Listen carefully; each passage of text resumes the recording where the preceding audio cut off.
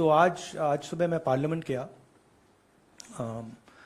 और मैंने स्पीकर से कहा कि मैं पार्लियामेंट में बोलना चाहता हूं, अपनी बात रखना चाहता हूं। और अवतरित होते ही झूठ बोलना शुरू कर दिया है, तो इसका जवाब देना पड़ेगा ना। शायद 6 मार्च से ये विदेश में थे। राहुल गांधी जी, आप देश को कब तक मिसलीड करेंगे? The BJP would like to ask Mr. Rahul Gandhi, how long will you continue to mislead the country, the people, 140 crore people of India, Indian democracy? सरकार के शायद 4 मंत्रियों ने मेरे ऊपर आरोप लगाया है, हाउस में आरोप लगाया है।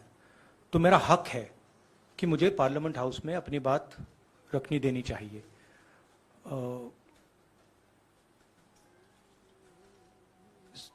क्लैरिटी नहीं है, मगर मुझे नहीं लगता है कि मुझे बोलने देंगे। मैं होपफुल हूं कि कल मुझे बोलने दें। आज 1 मिनट के अंदर, मेरे आने के बाद 1 मिनट के अंदर उन्होंने हाउस को अडजर्न कर दिया।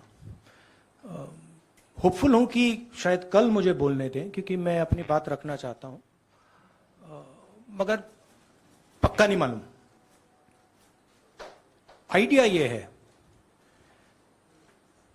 कि जो मैंने भाषण कुछ दिन पहले पार्लियामेंट हाउस में दिया अदानी जी के बारे में, और जो नरेंद्र मोदी जी और अदानी जी का रिश्ता है उसके बारे में मैंने सवाल पूछे। उस भाषण को पार्लियामेंट हाउस में पूरा एक्सपंज कर दिया गया, और उस भाषण में ऐसी कोई चीज नहीं थी जो पब्लिक रिकॉर्ड से मैंने नहीं निकाली। अखबारों से, लोगों की स्टेटमेंट से मैंने पूरा भाषण डेवलप किया था और उसको एक्सपंज कर दिया गया। ये पूरा मामला डिस्ट्रैक्ट करने का मामला है। सरकार और प्रधानमंत्री जो अदानी जी का मुद्दा है उससे डरे हुए हैं, और इसीलिए उन्होंने ये पूरा तमाशा प्रिपेयर किया है। और मुझे लगता है कि वो मुझे पार्लियामेंट हाउस में नहीं बोलने देंगे, क्योंकि जो मेन सवाल है वो अभी भी टेबल पे है। अदानी जी और प्रधानमंत्री का रिश्ता क्या है? जो डिफेंस कॉन्ट्रैक्ट्स अदानी जी को दिए जा रहे हैं वो क्यों दिए जा रहे हैं? जो श्रीलंका में, बांग्लादेश में बात हुई है वो क्यों हुई, किसने की? ऑस्ट्रेलिया में जो प्रधानमंत्री जी और स्टेट बैंक के चेयरमैन और अदानी जी के साथ जो मीटिंग हुई वो क्यों हुई, उसमें क्या डिस्कस हुआ? तो ये सब सवाल हैं जो प्रधानमंत्री जिसके जवाब नहीं दे पा रहे हैं, और ये मेन बात है। मैं एमपी हूं, तो मेरी पहली रिस्पॉन्सिबिलिटी पार्लियामेंट में जवाब देने की है, और मैं चाहता हूं कि पार्लियामेंट में जवाब देने के बाद मैं आपके साथ डिटेल में डिस्कशन करूं। मगर उससे पहले मैं डिटेल में आपके साथ नहीं जाना चाहता हूं, क्योंकि वो एज एन एमपी वो हमारा प्लेटफॉर्म है। उनसे माफी की बात बीजेपी क्यों मांग रही है? और आज भी बीजेपी दोबारा कह रही है कि आपने विदेश में यह कहा कि अमेरिका और यूरोप को भारत के लोकतंत्र की गिरावट पर नोटिस लेना चाहिए, मतलब हस्तक्षेप करना चाहिए। आपको याद होगा कि जब मैंने ये प्रेस की थी तो कांग्रेस के मित्रों ने मुझे क्या हमला नहीं किया था।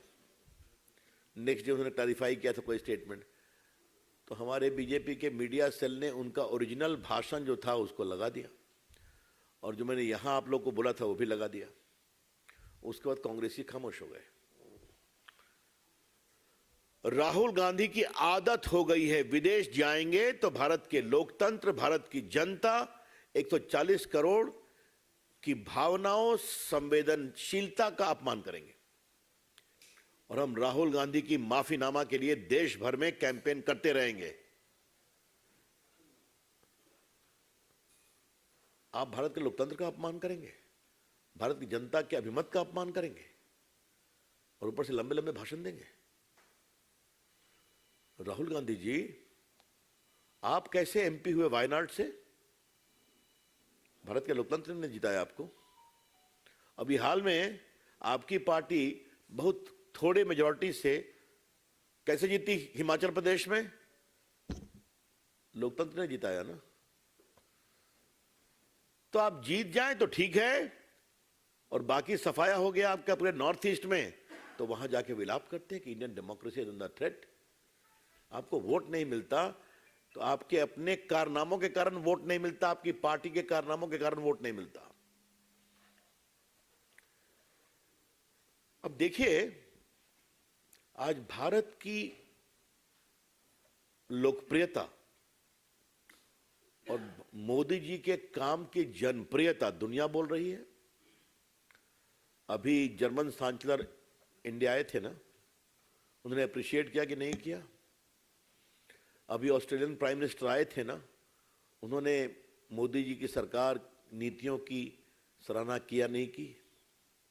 अभी जो इटली की प्राइम मिनिस्टर आई थी, उन्होंने तो बाकायदे हैदराबाद हाउस में ही प्रेस में कहा कि mister Modi you are the most popular leader of the world. Bharat की इकोनॉमी आज दुनिया की 5th सबसे बड़ी इकोनॉमी है।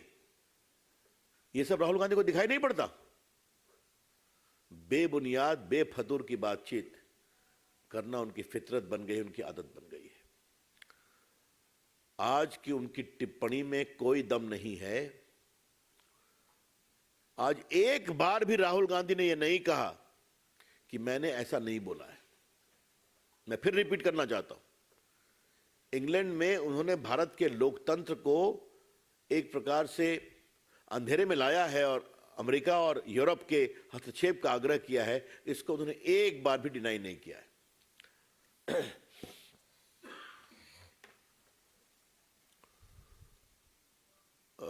राहुल गांधी जी, आपके अहंकार से तो हम लोग परिचित हैं। आप मनमोहन सरकार में ऑर्डिनेंस फाड़ देते हैं और क्या क्या सवाल करते हैं, लेकिन राहुल गांधी, आपका अहंकार देश से बड़ा नहीं है। नमस्कार, मैं हूं कुमार भवेश चंद्र। इस कार्यक्रम में हम सियासत के जटिल दांवपेच को समझने और समझाने की कोशिश करते हैं। यह बताने की कोशिश करते हैं कि आप भले ही सियासत से मुंह मोड़ लें, लेकिन इसके असर से आप एक क्षण भी दूर नहीं रह सकते। इसलिए बेहतर यही है कि आप भी सियासत के हर लफ्ज को समझें, हर चाल को जाने, और हो सके तो आप भी सियासत करें, क्योंकि लोकतंत्र में केवल जनता की सियासत ही शांति और तरक्की को सुनिश्चित कर सकती है।